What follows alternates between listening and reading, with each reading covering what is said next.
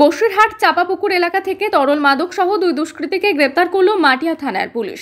আজ ভোররাতে উত্তর চব্বিশ পরগনার বসিরহাটের মাটিয়া থানার চাপাপুকুর থেকে 6 লিটার তরল মাদক নিষিদ্ধ কোডাইন মিক্সচার সহ বাবলু গাজী ও সাধন সরকার নামে দুই দুষ্কৃতীকে গ্রেপ্তার করল মাটিয়া থানার পুলিশ।